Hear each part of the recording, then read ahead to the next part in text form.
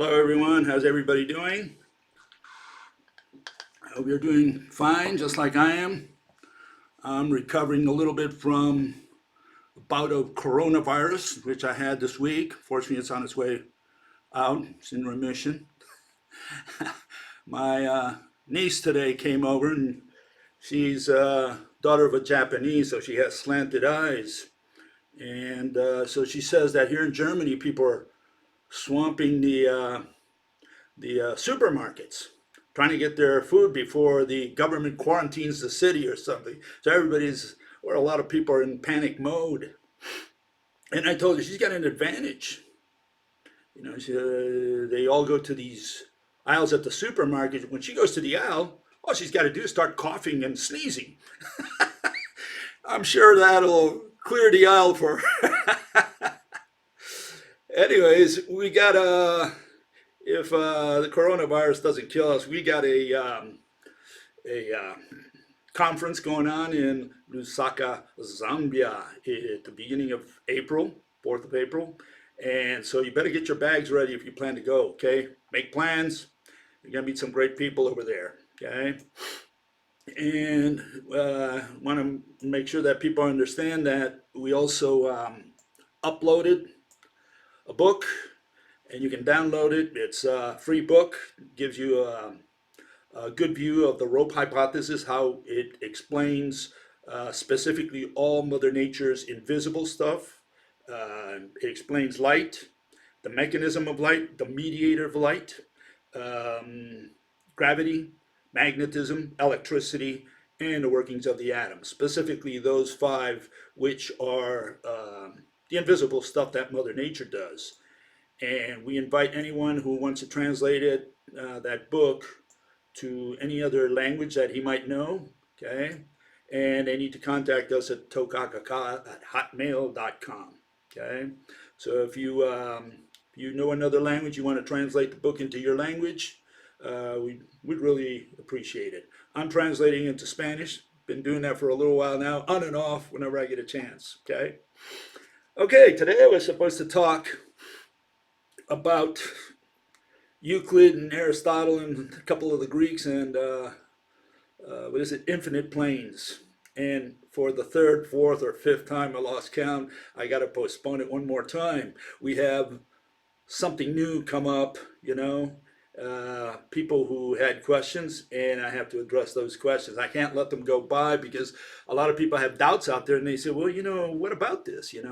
And so, yeah, I want to address those issues. And I think I'm dressed appropriately today. I'm dressed in black because I'm going to go to the funeral of quantum mechanics.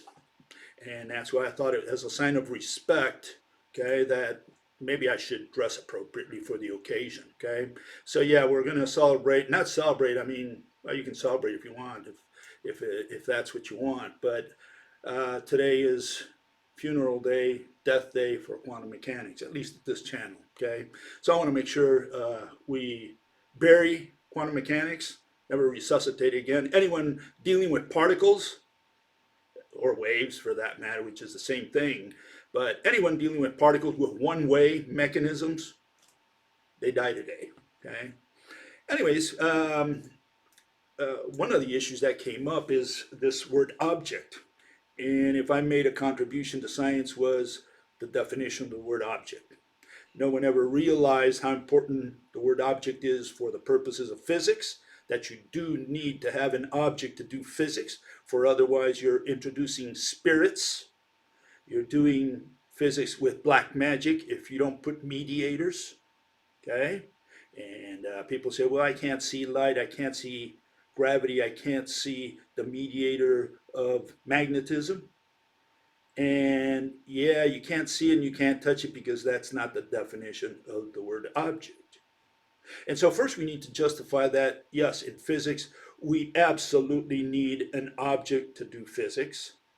And then if we need an object, well, then the first task of a physicist, of a true, genuine scientist, right, is to define the word object so that you can use it consistently, rationally, scientifically in a dissertation, in a debate, or whatever. Okay, an exchange of ideas. Okay, so let's start. Here we have the universe without matter. Okay, looks great. Love it. Nothing there. All matter is removed from the universe. God waved his magic wand. All matter disappeared. There's nothing. There's not a single atom in that universe. What's happening there? Do you see any motion? Do you see any interaction? Okay. There's nothing there. Now you see why you need an object, because without an object, there's nothing going on to begin with. Now, what a lot of the mathematical world does is they introduced concepts. You know, they introduce field and mass and charge and force and energy and time, wave, and these do not qualify as objects. It's just that simple. They're not. You can't say you transferred energy. That's an irrational statement. You can't say you moved a mass, or that a field is vibrating. You can't say those. You can't say those. You can't make those statements in physics. They're irrational statements. You do not vibrate love. You do not move intelligence. Okay, and so yeah, people, especially in the mathematical world, they want to get away with that. Those are the explanations they give you. Those are the physical interpretation. Immediately you ask for a mechanism, for a physical interpretation, and they say, well, look, the force comes here and the energy goes there, and then here we vibrate the field, and over there we push the mass. No, no, no, no, no. Not in science. That's in ordinary speech, in religion, maybe at your church, Sunday school, fine. Take it to your priest, to your pastor, to your mullah, right? That doesn't belong in science. We do not move concept. We do not use those words, those four-letter words, as I call them, in physics. Okay, so that's the starting point. We get rid of all concepts. Now, here you have. Well, let me show you something here. Okay, here you have two magnets. Okay, the black ones there, those round circles, those are magnets. Okay. Okay, so now you see what's happening here. Put them apart, you bring them together, and they stick. Okay, so now you can say that there's an object pushing from the outside. That's a valid assumption. You can start at that point. That's fine. I say something different. I say there's something between these two that's bringing them together. Okay, but whether you push them from the outside or you bring them together from the inside, there better be some physical object in there, either in between or on the outside. But there's got to be a physical object intervening. And a lot of people say, well, but I can't see and I can't touch whatever's there. I put my hands around the magnet or between the magnets. I can't touch anything. For sure, I can't see it. Yeah, because that's not the definition of the word object. That's why. See, you're using the definition of ordinary speech, which is what the mathematicians have been using for the last 2,000 years or more. So they say an object is that which you can touch. An object is that which you can see. If you can't touch or see it, it's not an object. And that's where the error is. No, an object's not that which you can touch or see. An object is that which has shape. You can have shape and not be able to touch. I mean, I can't see the air. Fortunately, Mother Nature, Father Universe, God, and the devil, all four of them got together at the bar, and they decided that they're going to make air invisible. Because imagine if they would have made air visible, that's the only thing we would see. And so, because we cannot see the air, yeah, we can touch the air, right? And we can smell it. If there's odor, you can smell it. You don't see it, but you smell it. You feel the breeze in your face. You can touch it. Okay, you don't see it, but you can touch it, but you cannot see it.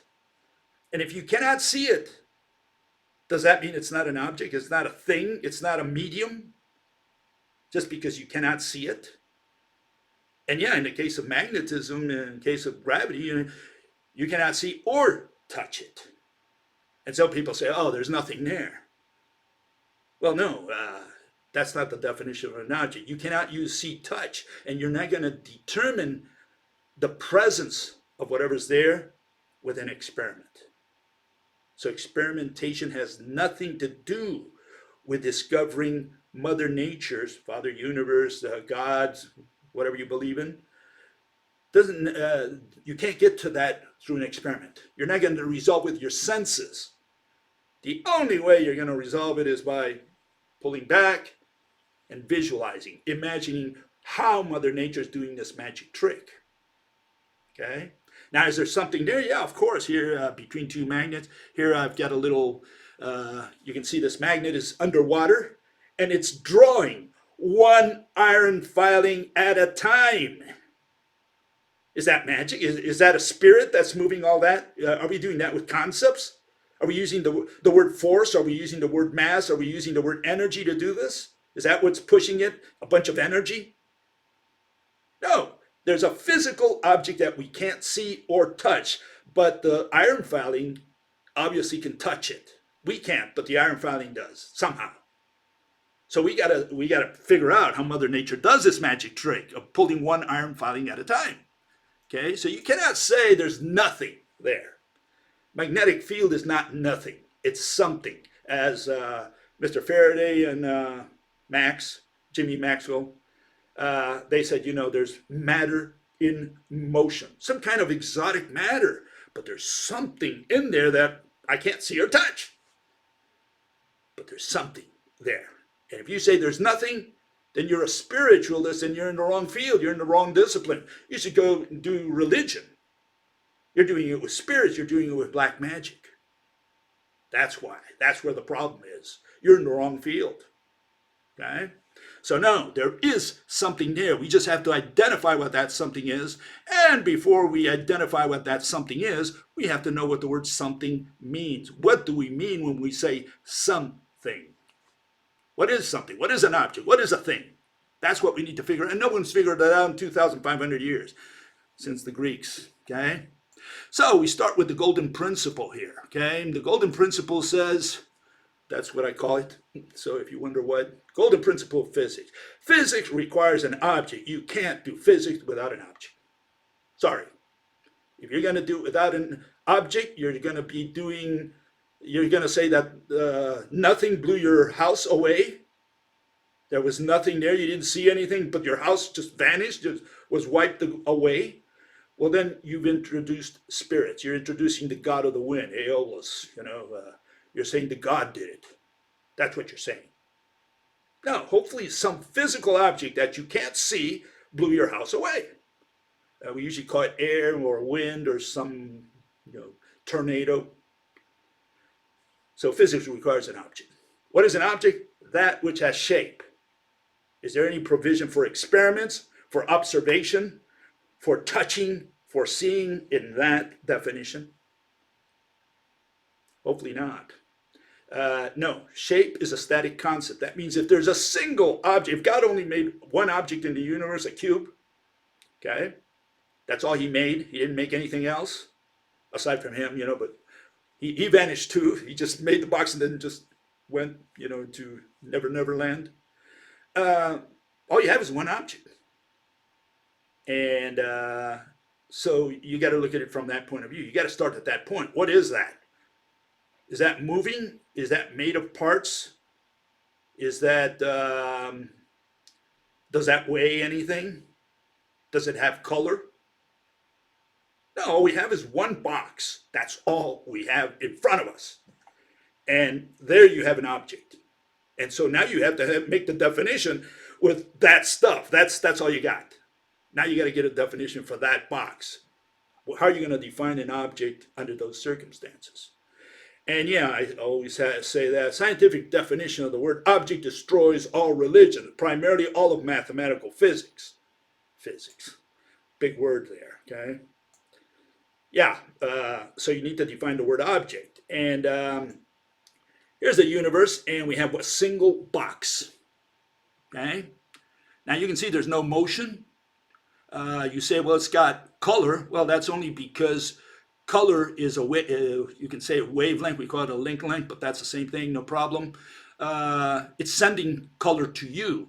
But if you're not here, the box doesn't know it's got color. All it has is a certain frequency wavelength, okay? And it doesn't see itself. So it doesn't have color. It doesn't even have color to compare itself against.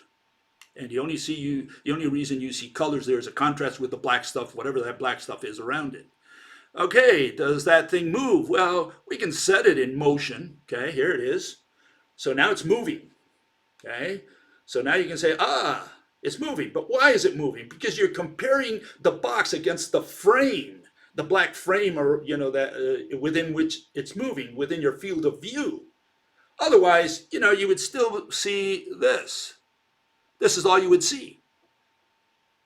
Okay, so the only reason you see it moving only because you compare it against the frame. If you don't have the frame, if you have a box in outer space and that's all there is, and you're the only other guy, you have your eyes and your mind, whatever, well, then you won't see it moving because you have nothing to gauge its motion against. That's the issue. Okay, so anyone who wants to challenge the rope model should start there. Right now we have people who want to challenge the rope model, but they don't know the basics. They don't have the foundations to do physics. Specifically, they don't know what an object is.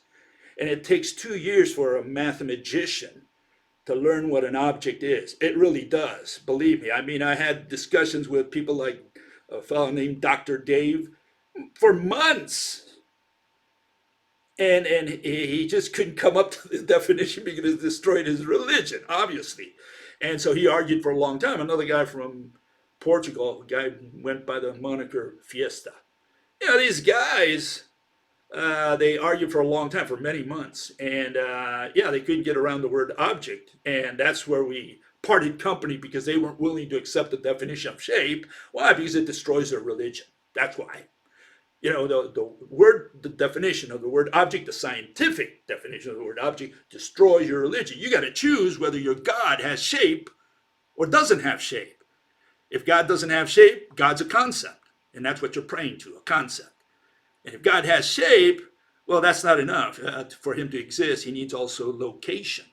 There's got to be a straight line of direction from God to me, okay? So, and one of the things you cannot use to define the word object, okay, is synonyms. You cannot use any synonym. And here you have a list of some synonyms. None of these words can be used within the definition. And the other thing you cannot use is verbs. You cannot use motion because, as you just saw, before you can have, here, let me put it back again. There's no motion. And you already have an object, okay? There is no motion.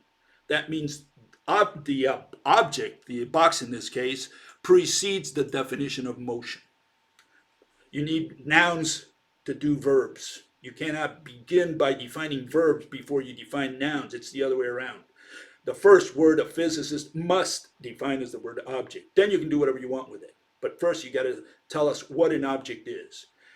And this came about because you have a comment here by a fellow. Okay? He says the following, if I can get it. Got so many of these today. So get ready. And he says the following: a picture of a tribar is a picture. It is not an object. Oh, okay. The paper the picture is drawn on is an object. See, so we go around in circles because he hasn't defined what an object is. So he keeps going, he skips the definition, and he says, see, the paper is an object. Well, you still haven't told me what an object is, so I don't know if a paper is an object or a tribar is an object. I don't know if Superman is an object. What is an object? What do you mean when you say the word object? And then he insinuated that he's going to accept shape. Okay, let's go with shape, but giving it little importance. So he says the definition of shape is incomplete, but let's continue. No, absolutely not. If the definition of shape is incomplete, because the definition is complete as far as we're concerned. Let me put it up there. Where is it? Go over here. Here's the definition, okay? Let me put it over here. Okay, the definition, scientific, is that which has shape. And if he says the definition of shape is incomplete, then within that definition, he's got to put whatever predicate he wants to put to condition it, to make it conditional or to change it. So he's got to say that which has shape and is black. I don't know, whatever he wants to put in there. I don't care. But he can't just say, yeah, it's that which has shape, but it's incomplete, and I'll catch you later on that. No way. No, absolutely way. Okay? So, no, if he doesn't like the definition of the word as that which has shape, he's got to qualify it within the definition. We need a definition. And then he also says, Bill's definition is not accepted by the mainstream. Well, we don't give a damn what the mainstream. You mean the mathematicians? Is that who you're saying is mainstream? These retards who come out of Cambridge and Harvard? Those are the ones we're going to respect? No, no way. They have defined the word object in 2,000 years, 2,500 at least, 3,000 maybe, right? And after so many centuries, at least many decades, they come up and they end up with ridiculous physical interpretations for phenomena. And so, no, we can't accept these people, their physical interpretations. And that's what science is about. We're saying that science is about the physical interpretations in the case of physics, right? As applied to physics. You need to explain how Mother Nature runs her shop. That's the purpose. That's what Aristotle defined physics as. You know, the study of nature. We need to figure out how Mother Nature does her stuff out there. And if these people say, well, we don't care about all that, we're going to do math, we're going to describe, and then we're going to give you a nonsensical explanation for how she does her stuff, you know, like a particle going to be at two places at once, or we're going to warp time, then we got a big problem with that, because if that's what these bozos came up with after hundreds of years of doing math, then they went on a tangent. They're not even within science anymore, okay? So I don't care what they measured. I don't care if they do experiments. I don't care if they observed. I don't care if they touched, they see, if they made predictions. I don't care about any of that. I want an explanation for how Mother Nature does gravity. And if they cannot explain it because they can't see or touch it, then that means they don't understand the scientific method. They are not doing science.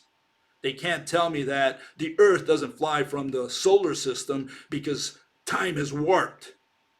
And they can't tell me a particle can be at two places at once. That's not science. That's known as religion. And if quantum came up with that definition or that notion or that explanation, and relativity came up with the other, then they're part of religion. They're not part of science. Okay, I hope that's clear. Another fellow says the following. Also, he gave it his best shot. Okay, I don't mind people trying. Says that which is projected as an opposing face. In other words, again, he's introducing a second object into the picture. He's saying something is facing you, and that's what we're going to call an object. Well, that means you need two objects to do facing. When you have a single cube in the middle of space made of a single piece, let's say God just made it with his magic wand, you have an object, but you don't have any facing or anything like that. And he talked about a barrier. Well, again, you need another object to have barriers. Facing, barriers, and against, all those words imply another object. And then he uses, he proposed or introduced the words instrument and medium. Those are synonyms. We can't use synonyms to define the word object. And then he also, obviously, he ended up with tangibility, because that's what opposing, what barrier, what hindrance, impediment really mean, ultimately. It means that you're bringing tangibility into the equation. That's what it means. And tangible means, touch. There it is, palpable. Means that you're going to do a verb. The moon is not an object until the asteroid hits it, touches it, comes in contact with it, is palpable to the moon. No, we can't use these definitions in science. Sorry. Those are definitions of religion, of ordinary speech, of mathematical physics. Okay, so I'm not going to answer questions to people who do not define the word object first. That's the first step. If they can't define the word object, they haven't gone through kindergarten physics. Okay, so if they want me to answer questions regarding the rope model, that's where they have to start. They have to know what an object is, because we're saying the rope is a physical object. And they say, what do you mean? You made an assumption. That's a supposition. Yeah, sorry. That's required of the scientific method, one. And second, we need an object to do physics. So I have no other choice but to do that. And so if you don't understand that, you haven't gone through kindergarten physics. Now you can say, well, we don't need an object in physics. Okay, you can fight that battle if you want. You're going to lose, but but yeah, go ahead. What the hell? Okay, now the other day I put this up. This is from the book. And what I showed there is that if you look at yourself at the bottom of a pool, like through 3 meters of water, you can see your reflection in that mirror.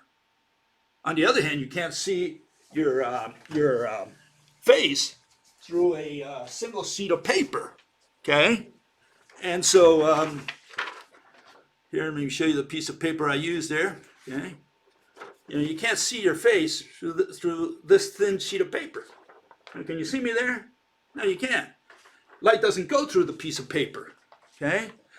So, but and how many atoms are there in that thickness? How thick is that thing? Well, it's very thin. It's less than a millimeter. And you have 3 meters of water, you can see yourself at the bottom of the pool. So we ran an experiment with my son, just to put here. And here you can see the sheet of paper we put in there, and you can't see through it. On the other hand, the camera is focusing on the mirror. Okay, there we film ourselves through the mirror. Okay, and we can see ourselves through there, but we can't see ourselves through the thin sheet of paper that we put in between. Okay, I hope that's clear. You can't see the mirror doesn't go through there, your face doesn't go through there. Okay. On the other hand, when we put it under water, and here I took 2 feet of water that I put in there with a mirror at the bottom of my trash can, my kitchen trash can. We filled it up with water. And after filling it up, okay, give me a second here. There you go. Filled it with water. And yeah, we can see our image at the bottom of the trash can. There it is. See, we can see ourselves right through the water. Okay, we can film ourselves there. So yeah, the point of that was to show that, yeah, you can see yourself through water in a mirror that's at the bottom of your trash can or your pool, whatever, right? And so one of the comments that came back is that, oh, see, you do need experiments. You do experiments in science, see, because you did an experiment. My God, it's like, you point to the moon and they're staring at your finger. You say, no, I want you to look at the moon. No, but I saw your finger. That's how these people are, I'm sorry. And these are a couple of comments that were made regarding observation. And one of the things we want to destroy here is the word observation and observer. There are no observers, there are no observations in science. Okay, that's mathematical physics. Okay, scientific method is you have to have a way of explaining something in a rational manner to another human being. Yeah, true. Something like what? Yeah, something like an observation. Which is not a part of science. He asked that question rhetorically. Observation is the only way, is the only reason why any hypothesis is rooted in reality. Otherwise, your hypothesis is a dream. That's one comment. Another guy said, how can you give a rational explanation to anything, physics, if you refuse to make observation? Blah, blah, blah, blah, blah, and experiments, okay? Yeah, in science, we don't do observations, we don't do experiments. And one guy said, well, but you just did an experiment. Yeah, but the experiment is not science. It's not part of science. It's not even part of physics. Okay? And you say, why? How can you explain something if you have not observed it? And people miss the point. Science is not gawking. I can make an experiment all day long. And I always do my famous drop the pen experiment. Okay? So here it goes. Okay? Watch closely. Always fall to the floor. And I do it 100 times. And I observe it 100 times, and I measure, and I make my calculation, get the equation, get everything right, and make sure I get the measurements very precisely. So I did science. Is that science? Just dropping a pen 100 times and saying, oh yeah, I did science. I observed. I did an experiment 100 times, repeatable. No, science is telling, I don't care what you did in your dark basement. You can do whatever experiment you want in your dark basement. When you come to the conference, to the scientific conference, to the physics conference, we need an explanation, not for you to describe and just tell us a little fairy tale that, oh yeah, I did experiments.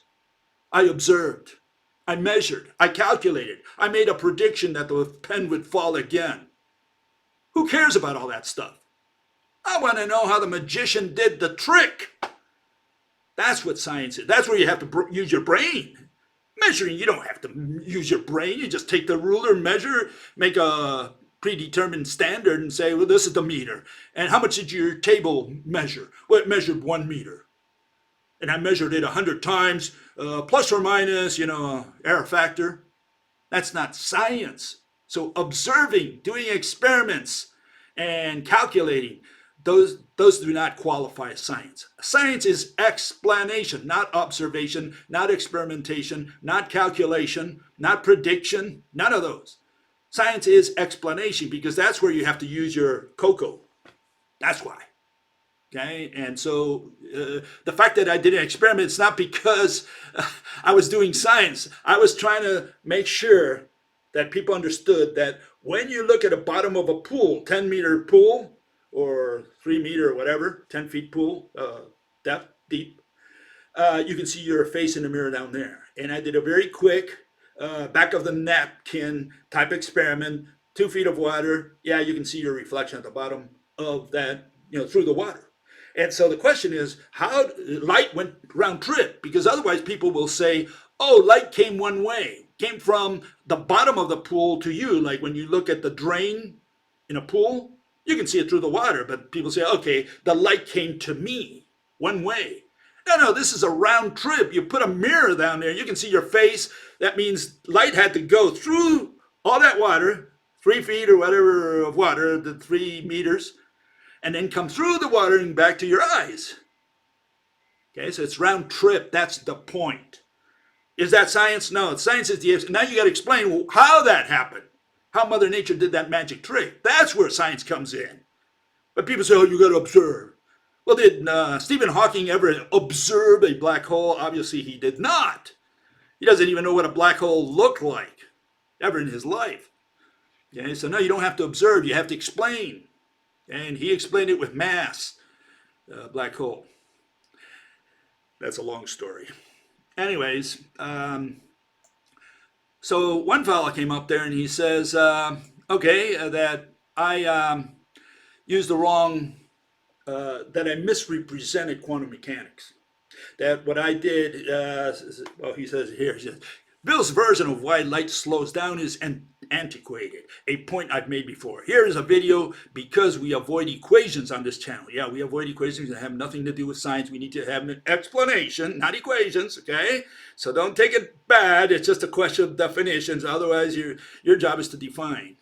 This video provides the latest theory. Again, I'm not saying this is right. I'm saying that Bill's 2 explanations, which this person talks about, were not the accepted mechanisms. So what did I say to that? Well, here's the transcript of what I said exactly. And I essentially mentioned 2 mechanisms. In one, I said, let's go with number 2 first. One is the pinball machine. The photon just goes and hits all these atoms that form the glass through which it's supposedly going to go through. Some is going to reflect, some is going to refract, but it's going to go and hit all these little atoms and then go through. And that's the pinball machine notion of quantum mechanics. Well, that's been rejected by people in quantum mechanics because they figured out that that couldn't be for whatever reasons. So let's go with number 1, which is the one that still is in vogue. And that is that the atom does absorb the photon. That is what quantum mechanics says.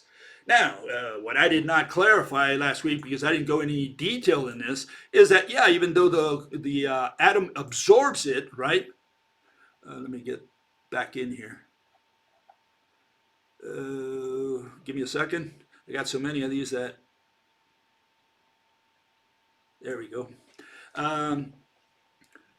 The atom absorbs light and then re-emits it.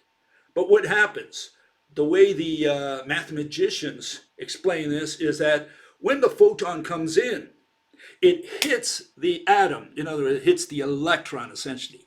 And the electron, of course, is both, because they have to make this magical assumption, is both a particle and a wave.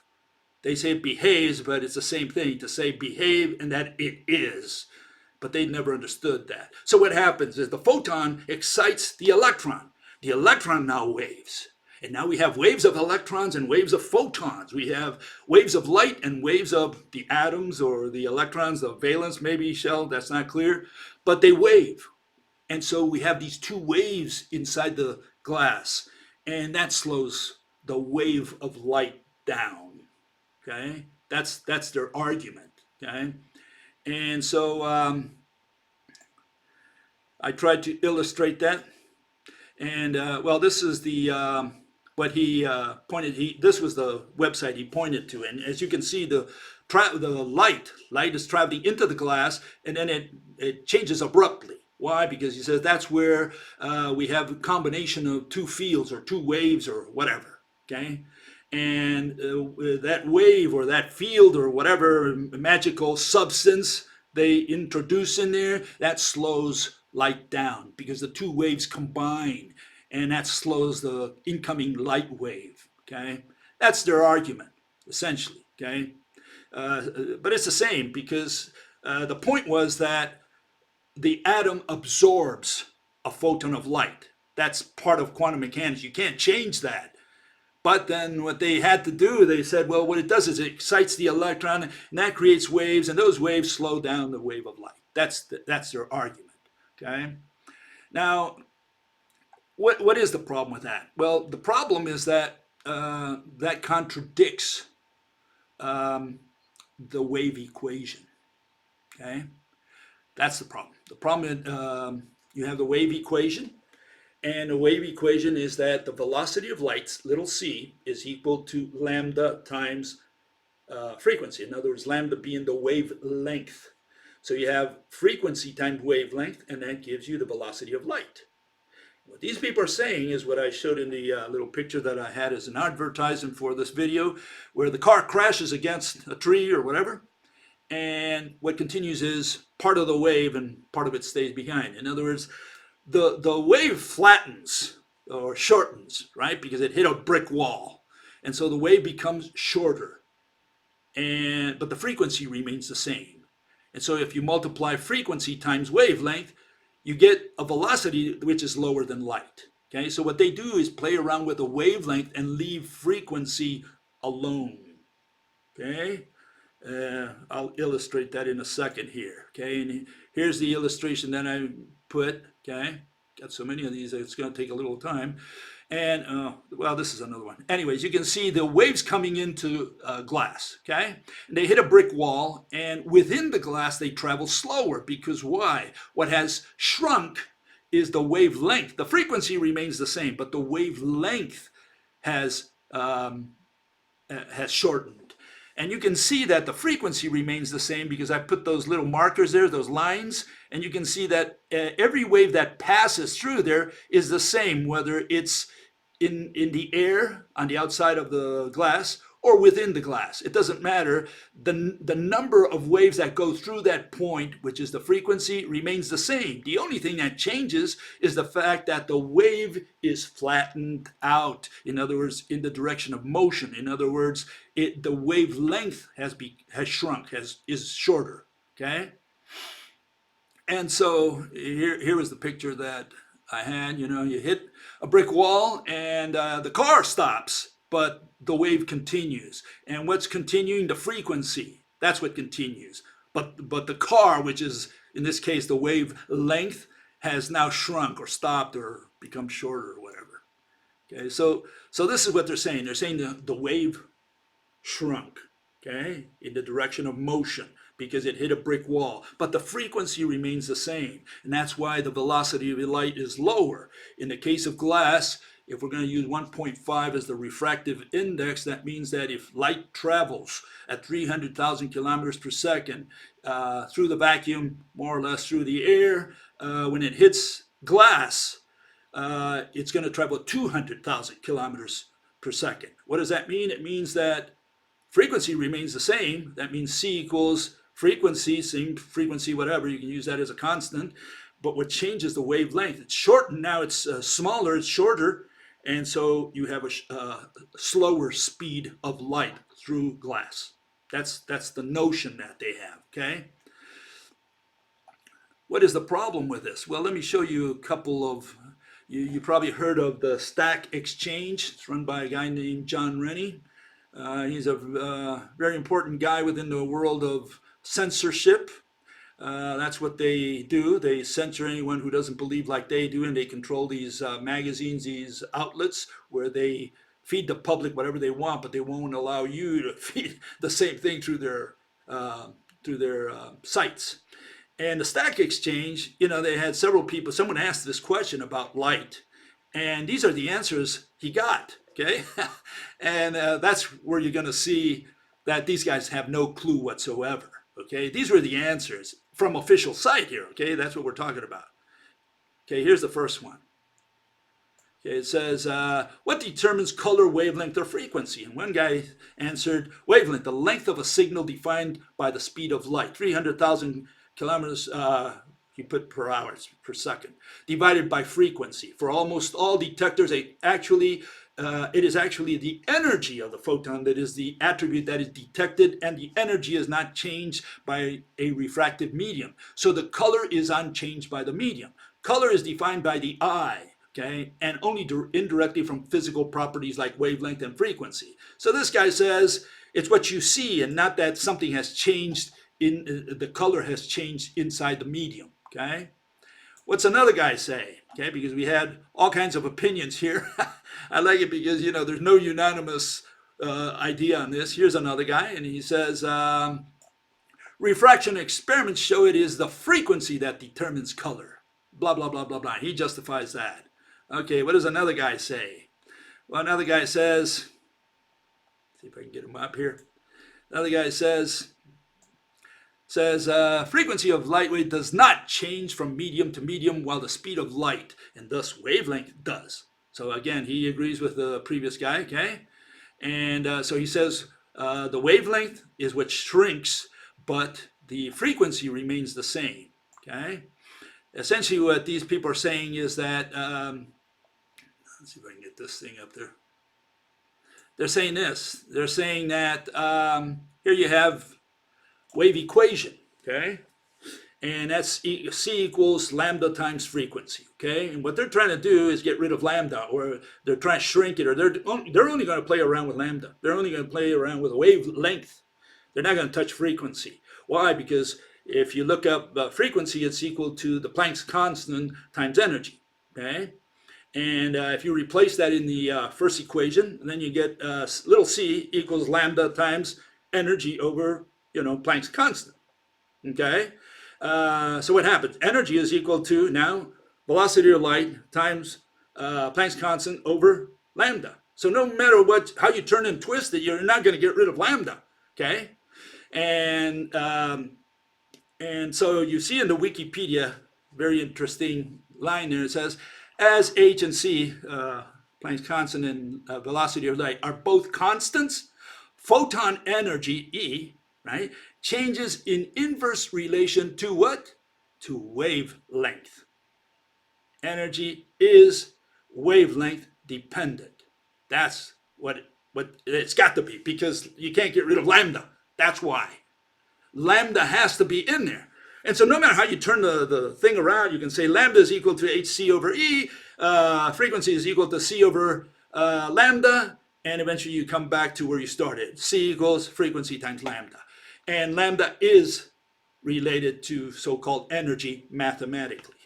So you can't get rid of lambda no matter what you do.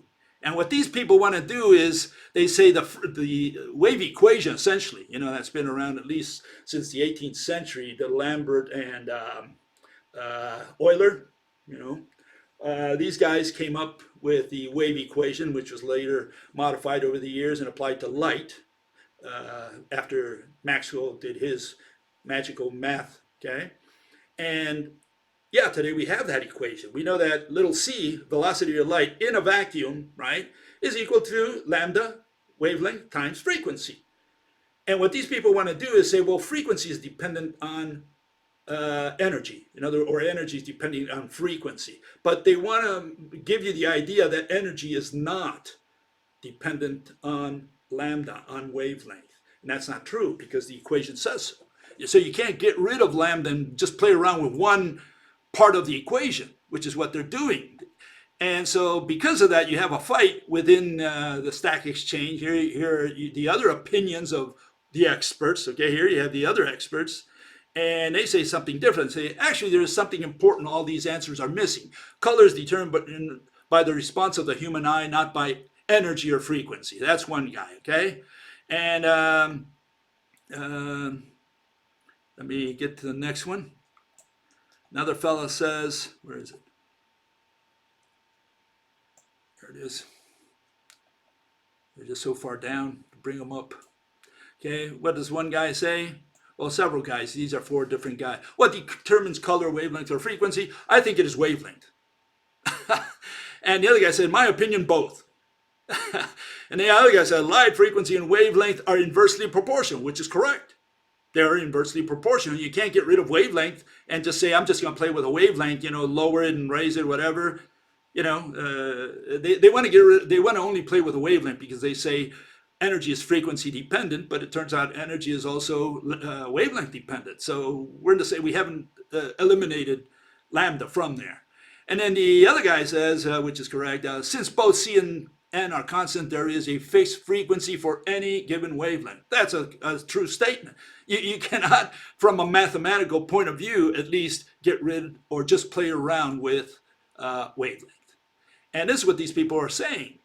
And this is where the problem is, okay? The problem is that they just want to play around with a frequency. And here, let's see if I can find it. Here you have the spectrum, okay? This is the spectrum of light, okay? And some people sometimes put frequency in there, but most people just put the wavelength. They just show that light is a function of wavelength. And short wavelength, you get into the gamma rays, and long wavelength, you get into the infrared, etc. Okay? You can't avoid it. And under the rope model, it's very clear. A rope either has longer links and fewer links, or it has shorter links and many links. That's all there is. So under the rope model is consistent with that, but we do not shrink you cannot shrink just the link length and say the frequency remains the same, okay? Which is what these people are essentially saying. And here, you can see it here in my good old rope, okay? Very simple, okay? Okay, how many links do I have there? Well, let's see, make it a little longer here. We have what? 1, 2, 3, 4 links, okay? So if I untorque it, okay? Now I only have, what, 1 or 2 links right there? And now each link is longer, okay? And I have fewer links. And if I torque it again, okay, now I have more links and each link is shorter. C equals frequency times wavelength. There you have it. It's the equation of a rope. And none of these bozos of mathematical physics ever figured that out because they never thought that there could be a mediator between 2 atoms. They think that the atom just shoots one-way bullets or arrows or whatever, okay, into nothingness. And if you catch it, well, then you get light. That doesn't work. It goes from atom to atom, okay? You can't avoid that under the rope model. Okay, so what is the issue? Well, that was one issue. The other issue here is this fellow really believes in, guy who wrote a lot of this stuff, believes in fairy tales. You heard of you heard of Bugs Bunny, and Bugs Bunny, he watches TV. This guy watches TV. He sees Bugs Bunny there, and he says, rabbits talk. Rabbits talk? What do you mean rabbits talk? Yeah. I saw a rabbit talking yesterday on TV. His name was Bugs Bunny. Huh? And what did he say? Well, he said, here it is. He said, what's up, Doc? That's what he said. Okay, so he kept just saying, what's up, Doc, in every film that I saw. So this guy believes that bunnies talk because of this. He reaches this conclusion that bunnies must talk because he saw it on TV. This is how naive he is. And he says the following. He puts this comment, which made me laugh, really. He says the following. He says, Bill claims that when light goes through a dense medium, it changes lengths, short, long, okay? We should see a change in color. We do not. We do not see a change in color. Well, you can't see inside there, right? Please look at a reference below. It shows speed slowing down and no change in color. I said, what is this guy talking about? He probably saw Bugs Bunny. And he's saying, "Oh, I saw Bugs Bunny," you know. So that's how he's saying. That's how naive he is. You say, "Well, what did this guy see?" And so this is where he sends me, and I went in there and see. Well, let's see what it is he saw. This is what he saw. This is from their site, okay. And when he says, "See, you got all that light going through there. You got this little blob there, and suddenly you got this light going through there, and they're filming this light, right?" And he says it hits this Bose condensate blob there, and see, light doesn't change color, he says. And I'm saying, what the hell? He thinks this is real. He thinks this is Bugs Bunny talking. He thinks that this is real. This is a real film. That's what he thinks, okay? And so it just kind of made me laugh that he took this at face value, that he thought he was looking at something that is real, that was like film, like you got your camera and you see the photons passing by you and you say, "Oh, I'm going to film the photons. And here I'm going to show Bill that light does not change. The color remains, see, it was always remain red." And if you go in there into this paper, because if you go to the authentic paper, the original paper, you see something like this. They have this in their paper. This is a picture from their paper. And you see the finish line, and one photon reaches faster than the one who got stuck in the Bose-Einstein condensate. And so, you know, he probably thinks this is real. He probably thinks there is a finish line, one photon beat the other one. He thinks all this stuff is for real. And what you'll find out there is the following. If you go to the original paper, okay, because that's where you got to really go. You can't go to the translations for normal people, for people who are not familiar with all these things.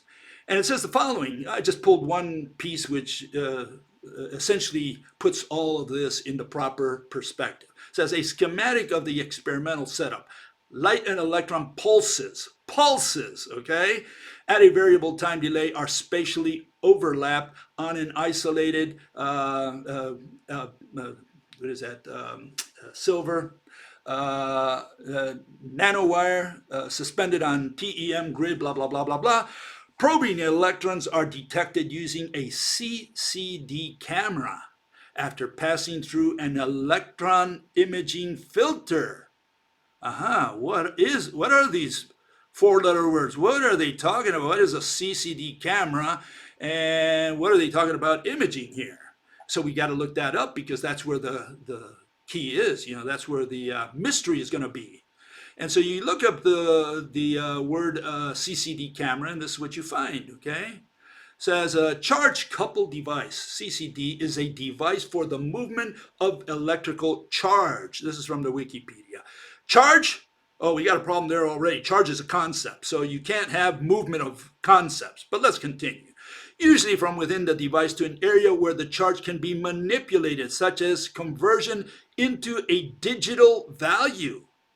Okay, so what they're doing is taking the movement of something they don't know, a concept, charge, or a pulse, or a signal, right? And they're going to turn it into a digital value. They're going to turn it into a particle. That's what they're saying there. Okay, they're going to assume it's a particle. This is achieved by shifting the signals between stages within the device one at a time. In other words, they're going to go in there and they're going to say, hey, you know, energy comes in discrete packets according to Mr. Planck. So they're going to treat those as balls, as discrete balls. That's what they're doing. CCDs move charge between capacitive bins in the device with a shift allowing for the transfer of charge between bins. And then it says CCD is a major technology for digital imaging, etc., etc., etc., okay? And so we say, well, what the hell is this digital imaging? Let's get to the bottom of that now. Okay, so you look up digital imaging to find out what these people are doing in the labs, okay, how they're figuring all this stuff out. It says digital imaging or digital image acquisition is the creation of a digitally encoded representation of the visual characteristics of an object. Okay, they're going to take a signal, they're going to take a pulse, and they're going to turn it into a ball. They're going to say, we're going to assume that what just went through our eyes is a little tiny ball. That's what they're doing. Okay? Digital imaging can be classified by the type of electromagnetic radiation or other waves. They're already assuming they're staring at a wave, and they're going to turn that wave into a wave packet whose variable attenuation as they pass through or reflect off objects conveys the information that constitutes the image. They're gonna convert these signals into images. They're gonna take that information, that pulse, whatever it is, and they're gonna turn it into a particle. Okay? And again, information is converted by image sensors into digital signals that are processed by a computer. Okay? And essentially, what has happened is that all these, see, I worked in the industry for a long time, and there's something called a photomultiplier. Photomultiplier already assumes it's built. It's built already to consider all pulses, all signals as particles, as discrete particles, because that's what quantum tells them. So they're going to build a device already saying, look, we're going to detect this electronically. They're going to do it with electrons. They're going to try to figure out what a photon is with electrons. Is that what they're going to do? Of course you can't. You can't see an invisible entity like the mediator of light. You can't touch it. You can't see it. Much less are you going to detect it with electrons, but that's what they do. So you say, well, what are they really doing with this? What is this technology? Well, the technology is every time you see a signal, you turn it into a wave packet. What is a wave packet? A little ball. And you're going to treat it as a digital, little piece of energy, a ball of energy. And so the system is already designed to consider all these things as balls to begin with because it's designed that way. And so people say, oh, see, you proved that it's a particle. No, you didn't prove that it's a particle. You did not see the particle go by. That's all imaging. But this guy believes that, Bugs Bunny is for real. He looks at these things, so gullible that he looks at all this stuff and he thinks he's looking at the real thing. Let me show you a couple other real things that they should feed the public, okay? Just so you're aware how these people manage the information. Here you have a fellow by the name of Tanamura, a Japanese guy who works for, for Hitachi Corporation. Okay, and this guy, he says that he did the slit experiment. He said, when accumulated, interference fringes are formed, okay? And he says, we have reached a conclusion which is far from what our common sense tells us, for sure, no doubt about it. What is he saying? He's saying, if you shoot these little dots, these spots indicate individual electrons. Electrons are detected one by one as particles. You can be confident that electrons are particles. He's already concluded, he's got this foregone conclusion that what you're staring at is a bunch of bullets hitting on the wall. And that's what it looks like. You look at that and say, well, he's right. I mean, that's what it looks like. He's shooting a bunch of bullets, okay? Is there any way to doubt this? Is there any way to challenge this? Is there an alternative? Well, this is Tanamura's version of this. Okay, this is what he thinks it is. He thinks he's in a target practice. He's at the shooting range, right? And he's going to create all these little fringes with bullets. That's what he's saying. He's saying you're going to get in there with your shotgun, right? You're going to shoot, okay? And then when it comes over, you can see all the holes that you made in your target, and you say, this is obviously the electron is a bullet. See, it just went through and killed the guy there. Made these patterns, okay? That's what he's saying. And again, is there an alternative to this? Well, I think there is. Let's see if I can find it here.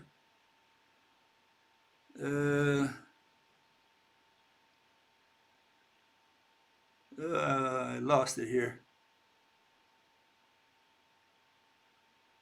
Give me a second here.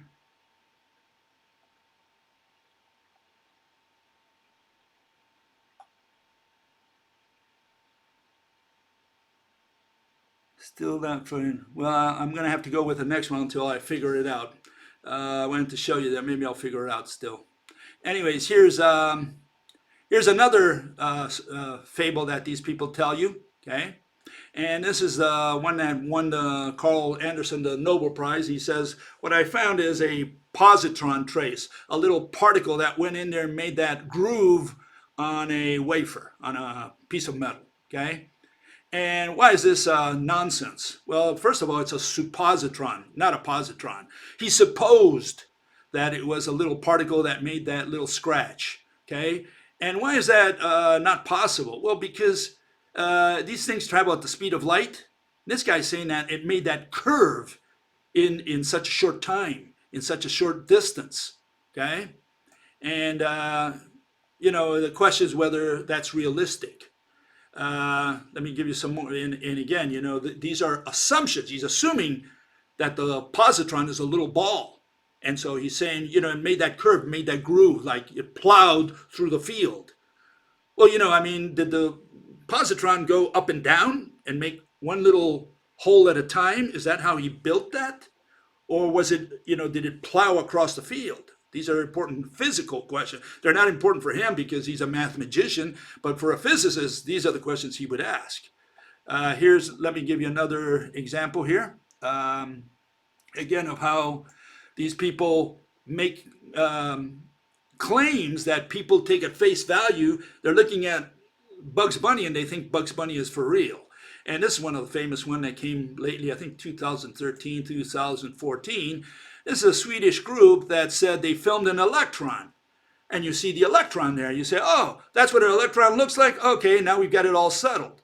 There's a couple problems with this. The first one is that an electron is supposed to be zero-dimensional. It has no size. So the question is, what did these people film? And that's only the beginning question. There's even a more profound question is, and I'll just go with the next one before I answer that question or clarify that. Here's another one. This is by a government agency in the United States known as Brookhaven National Labs. Okay, and what you see there is the explosion of two gold atoms. They collided, and from that collision you get this image. And they put that like on everywhere. Anyone who missed that is not into physics or doesn't do any research. And so you look at it and you say, hold it, gold atom has only got like 74 or so, I can't remember the exact number of particles. And they say, no, it's got more particles. See, what you're looking at there is gluons and quarks. They clashed and they broke up into a gazillion pieces. And what you see, all these gluons and quarks rushing away from ground zero. So here we've filmed the electron. We've seen the positron because it made the groove, right, in Carl Anderson's suppositron paper for which he won the Nobel Prize. Here you have gluons and quarks. You're talking about very small subatomic particles. Just to put it in the right perspective, let's see if I can get these. I got so many right at the bottom, sometimes I can't even get them right. Here's the quark, okay? So you can see what the size of a quark is in proportion, right? Here you have a proton, and a proton is made of three quarks, also a neutron for that matter, and they have these bed springs they call gluons. Actually, gluon is another particle that is mediating this transaction. Of course, they cannot illustrate it with particles because particles don't pull, so they had to put a bed spring in there. But you can see if this is a proton, and a proton is a small part of the atom, like a 10,000th part of the entire volume that a hydrogen atom occupies. If a proton is 1/10,000th part, and within that you have these quarks which are smaller than the proton, which make up the proton, and within that you have all these gluons which are really particles, gazillions of particles that bring the quarks together, right? And these people say that they've already filmed the quarks, the gluons, the electrons. Then the question is, oh man, they should be able to draw an atom. I mean, if we're filming electrons, and the electron has no size, but they say they filmed it, okay, fine, let's concede that. No one should have any excuse not to draw, to sketch a hydrogen atom. And these people say, well, we can't see an atom. What do you mean?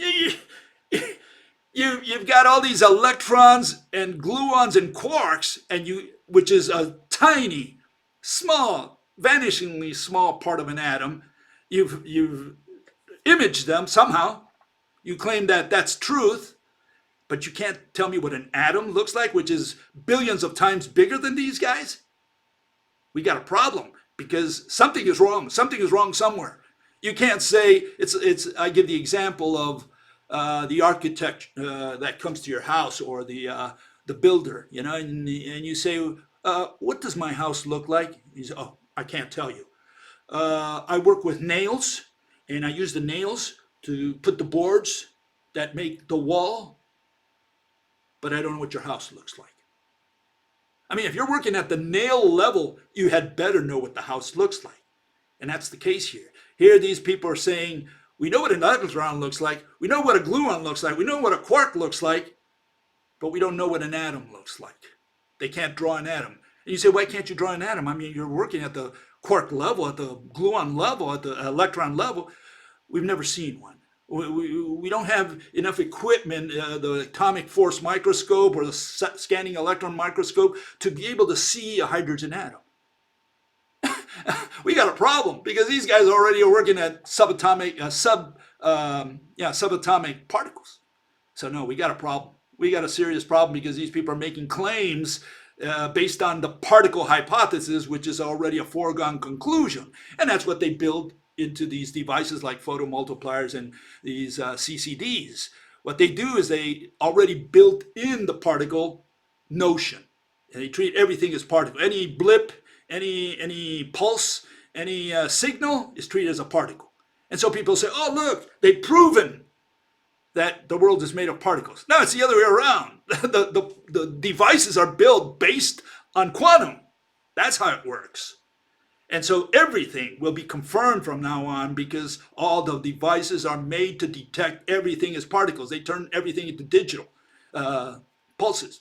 They've never seen the mediator of light. They've never seen a photon, but this guy believes that they filmed the photons. You see, the photon doesn't change its color when it goes through the Bose-Einstein condensate.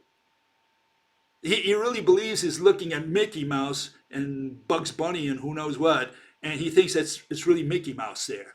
No, these are all images. These are images that these people fabricate to give their physical interpretation. That's why the color remains the same.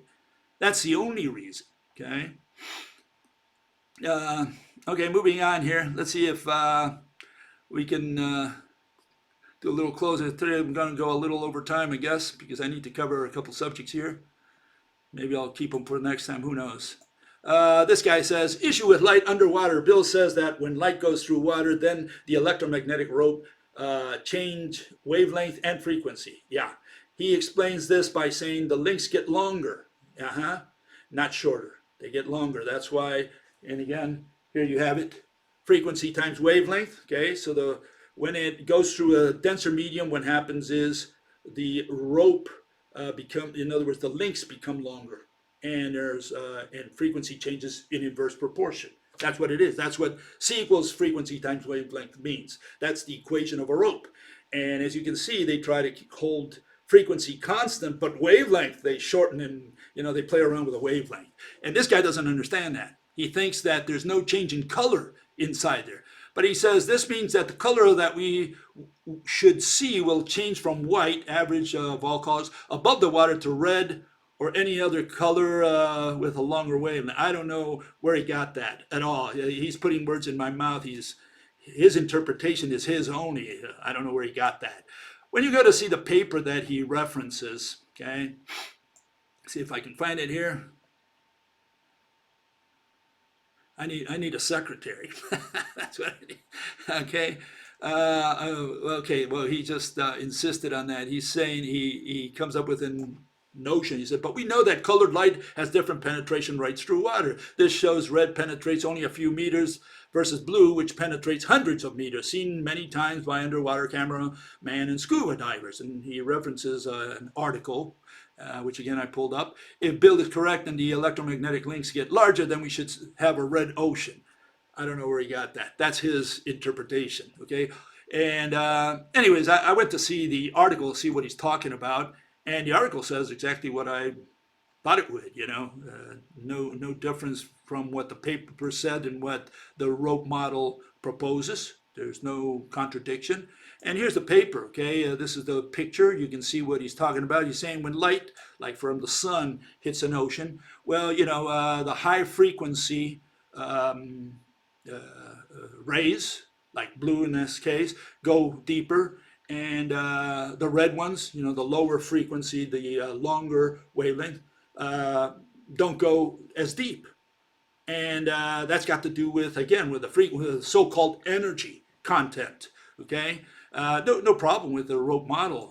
Were you saying that long link is cold, short link, hot? Very simple. Hot and cold. That's all it is. And the hot ones have obviously more energy. That's the word the mathematicians use to say something that's got short wavelength. And yeah, it's hotter. And it's got higher frequency, higher energy because of that, and it goes deeper. No problem. We have no difference with what these people figured out there. Okay, there's no contradiction. And let's see if I can see. Okay. These, so when light goes through a medium, like in this case, which I showed the other day, okay, with particles, which is what they use, right? They have to use Snell's law, and they say, look, what changes here is the wavelength. Okay, the wavelength is what shortens, and because of that, light travels slower. Because the only way you're going to get a proper version of why light travels slower through a medium is if you shorten the wavelength, if you keep the frequency constant. In other words, here what we're doing is saying essentially the following. If you have, let's say, just give an example, a 500 nanometer wavelength times whatever frequency, the only way you're going to get a slower speed of light is bringing that wavelength to, say, 400. And now you have 400 nanometers times the same frequency, and of course you're going to get a lower number, and that's what they do with the refractive index. But what is the physical interpretation? Well, they say the explanation is first that the atom absorbs that incoming ray of light, okay, that photon, and because of that it vibrates, and because it vibrates, okay, it forms its own waves. You can say the electron waves, okay, inside the layer. And so you have the wave of light and the wave of the electron wave, and they kind of mix with each other. And because they mix, light goes slower through the medium. That's how they explain it today, okay? But again, we have no mechanism. Why? First, they use a magic wand to convert it into a wave. There's no such thing as a wave in quantum. You don't believe me? Go to look at the standard model and see if you see anything called wave in there. That's all particles, all little balls, little beads. They have all these names, gluon and proton and whatever. They're all little beads. And so you won't see the word wave in there. You won't see a transverse wave. But they use the transverse wave when they need to explain these kinds of things, or maybe the slit experiment or whatever. That's when they introduce the wave. It's a nagging problem that Mother Nature imposes upon the mathematicians. They don't like the wave, but they have to accept it because Mother Nature says, light behaves as a wave. And they can't get rid of that. Maxwell told them that they can't get rid of that, okay?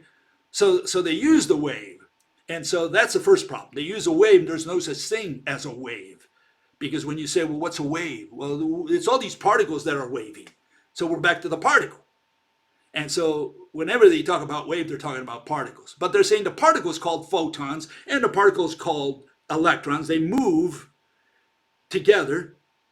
And why would that slow light down? We still have no mechanism They have to illustrate that for us. Say, well, why does it move like that? Why does the wave of light move slower? Because there's a wave of electrons. What is the wave doing to the wave, in other words? I mean, if they're all particles, right? And again, are these particles traveling through, or are they already there and waving one on top of the other? I mean, what's the mechanism? I need to see a film of this. And this is what we don't find. We don't find a mechanism, a physical interpretation. All they say is, oh, we have one wave and another wave, and one goes slower, the other one's faster. They both superimpose, and the guy that's coming in, he goes slower. That's what they're saying. And so, yeah, that's what we have to this day. Here we have, see if I can pull it up here. See if this one's it. No, this is the quantum.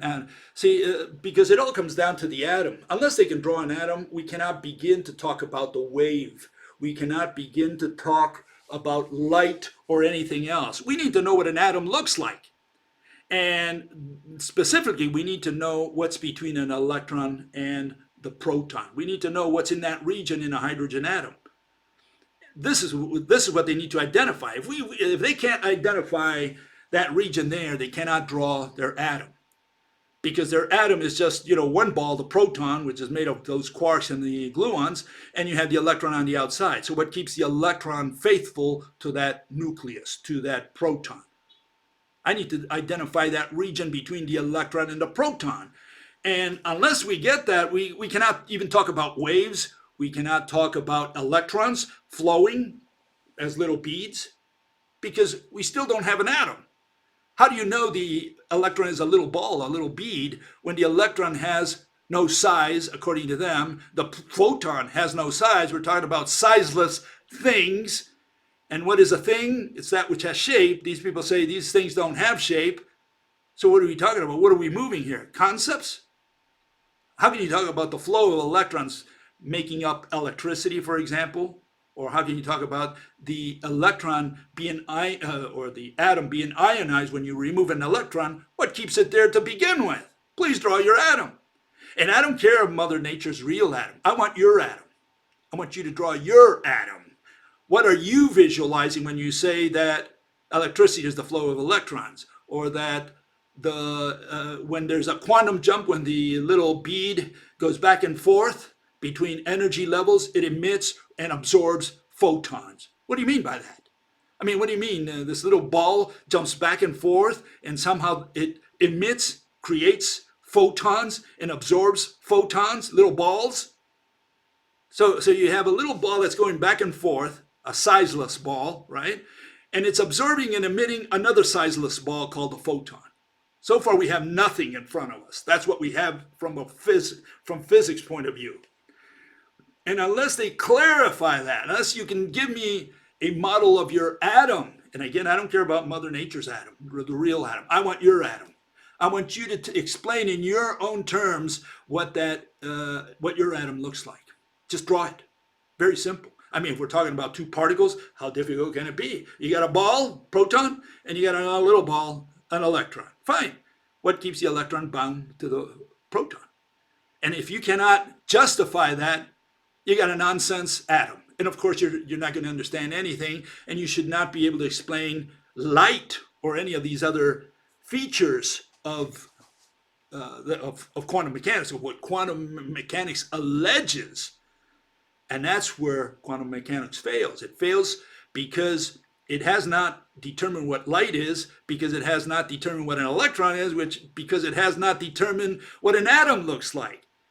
But see, they make all these claims that they filmed the electron moving, that they can film a photon, which is what this guy proposed. He says, oh, look, it doesn't change colors when it goes through the Bose-Einstein condensate.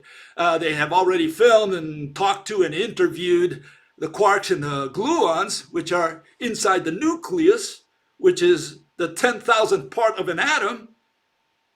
They've seen all these tiny ones, but they can't tell me what an atom looks like. They cannot draw an atom for me. And when they do, they can't justify how the electron remains faithful to the proton.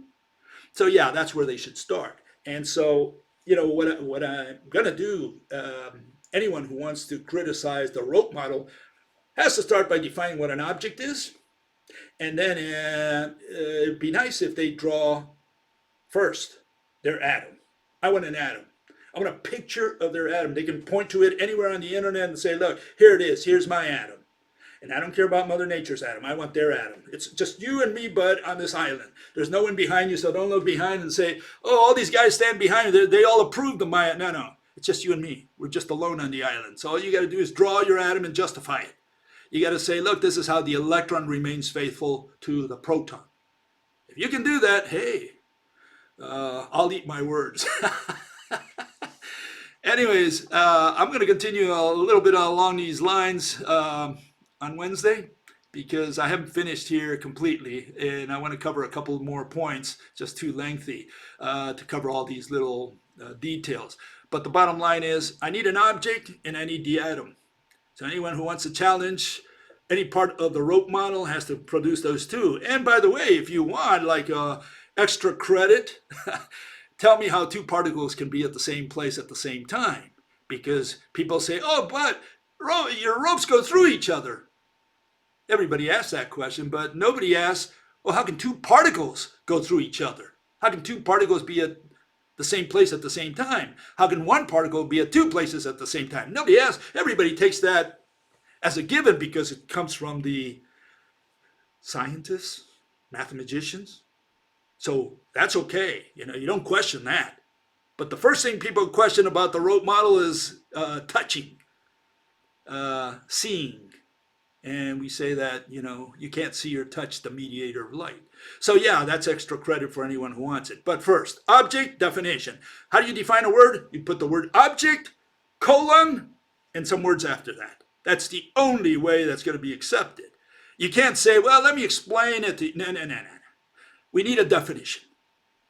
Object, colon, followed by words that define the word object. That's the way it works. Okay? That's the first step. The second step, hey, draw an atom for me. Any atom. You can draw the hydrogen atom is the simplest, so that's the one I suggest. And justify how the electron remains faithful to the proton. Then we can start. Okay? And that's before you can make any criticism of the rope model, because that means you have nothing to offer in the alternative, and you haven't gone through the kindergarten class of physics. We'll see you on Wednesday. Bye-bye.